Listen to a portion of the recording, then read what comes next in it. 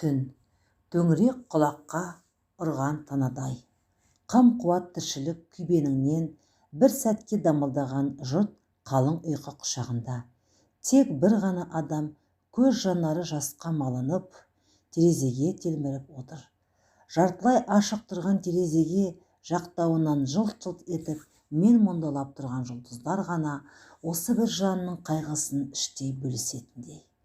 Күні бойы жұмыста жүргенде мүжіліп, жұқара бермейін деп, көбіне қайғының қара бұлтын серпіп тастап, ашық жарқын көрінуге тырысады. Алайда, кейде әсіресе осындай жалғыз қалған кезінде өткен өмірін ойлап, көз жасын сығып алатыны бар. Міне, бүгін де ол жалғыз. Інісі жұмыстан сұранып, ауылдағы ата-анасына кеткен. Балалық балдәурен шағы өткен ауылы бұған соншалық ыстық болғанымен, өмірінің көлеңкелі тұсын да әркез есіне салады. Небәрі 19 жаста еді. Қаражат болмай жоғарғы оқу орнына бара алмады. Қатарымнан қалдым деп біраз қынжылса да, ата-анасының жағдайын түсінді. Көрікті болатын. Содан да шығар, ауыл жігіттері үйін көп торуылдайтын. Бірақ жүрегі ешкімді де қаламаған ол, бойын тік ұстап, алыстағы арманына қол созған. Мақсаты қыл қаламды өмірлік серк етіп, суретші атану еді.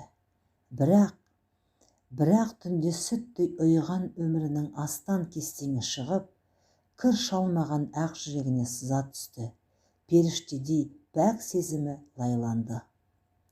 Соңынан жүгірген не бір жігіттің сұлтанына қарамаған ол, өмірін бір құзғынның қор қылып тозаққа айналдыратын біліп бе.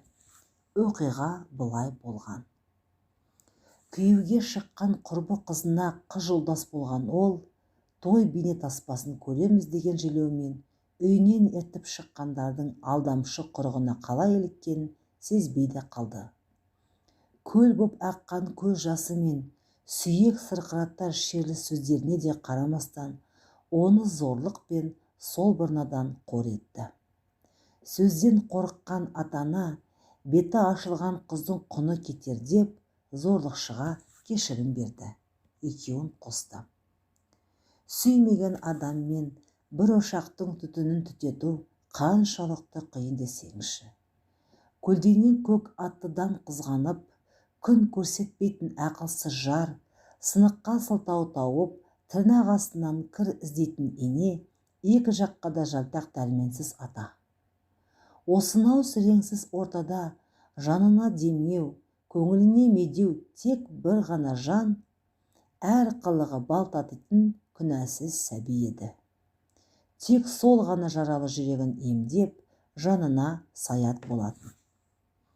Тек сол үшін ғана бар қиындыққа төзіп, төтеп беру керек екенін сезетін. Сезетін де, тәубе етіп, өзін-өзі жігерлендіретін. Арақ ішіп, айқайға басатын, ойран салатын күйеуінен кетіп қалса да, баласы үшін қайтып барған.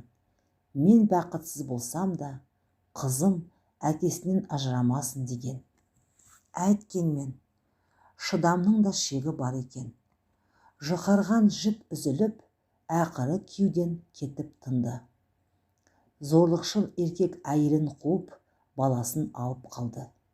Өзегін жарып шыққан сәбиінің күн сайын жат болып бара жатқанын сезіп, енді міне жүрегі қан жылап жүргені. Үміт шіркін, соңынан өлетіні рас екен. Өмірден түңілген сәттерінде қызын көңіліне медет тұтады. Әділдік жеңіп, оны өзінің қолына алатынына, жаз ғұмырын тозаққа айналдырғандардан, жырақта қызымен екеуі еш уайымсыз өмір сүретініне сенгісі келеді. Жақсылықтың үмітін үзбеген жан мұратына бір жетеді демей ме, ол бақытты болуға тиіс. Түн, камерадағылардың бәрі тәтті ұйқы құшағында. Ертеңгі атар таңы сағымға оранып, бұлдыр елеске айналған тек бір ғана жан көз ілмеген. Оның күні санаулы, тағдыры кесілген. Жарық дүниемен қош айтысып, есеп берер сәті жақындаған сайын, ар азабын шегіп, өмір жолын ой елегінен өткізіп әлек. Ол жастайынан зерек, зерделі болып өсті. Әркез қатарының алдынан көрініп, оқуда озат болуға тырысатын, қоғамдық істерге белсене араласатын, оны ұстаздары қатарластарына үлгі етіп көп үміт күтуші еді. Бірақ тағдыр өз дегенін жасайды екен. Мамыражай тіршіліктерінің құйын тигендей, бірақ күнде ұйқы-тұйқысы шықты. Азғындық жолға түскен әкесі отбасын тағдыр тәлкегіне тастап, басқа бір әйелдің етегінен ұстады. Анасы мен қарындасының жабырқаған қам көңіл жүзін көрген сайын Мұраттың жүрегі ауыратын. Тағдырына лағнет айтып, көз жасына ерік беретін. Өмір солай өтіп жатты. Әкесінің қылғын сыныптастары есіне сала бергесін, оның мұндай сұрқы кеткен сүреңсіз тіршіліктен шаршағаны сонша мектепті де тастап кетті. Ауызы бітуге айналған жараны анасының өзінен көп үлкен егде адамға тұрмысқа шығуға қайта ушықтырды. Сәл нәрсені ілік айтып, басқан ізін аңдитын өгей әке өгейлігін жасамай қоймайды. Шалыс басқан қабадамының бәрін аңдып, сол қателігі үшін соққыға жығатын. Шыр-пыры шығып, арашаға ұмтылған қарындасы мен анасы да өгей әкенің ала таяғынан шет қалмайтын. Бұл анасы үшін бәріне шыдап бағатын. Бақыт табам деп, басы арылмас бәлеге қалған шешесін де қайран қылар шама жоқты. Бала шағасынан безген әкесі үшін өзін кінәлі сезінгендей, уақыт өте келе бұл араққа әуестенді. Тентектігі көп балалармен достаса бастады. Сөйтіп жүріп, өзінің қылмыс әлеміне қалай аяқ басқанда сезбей қалды.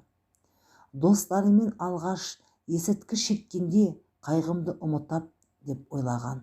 Алайда олай болмай шықты.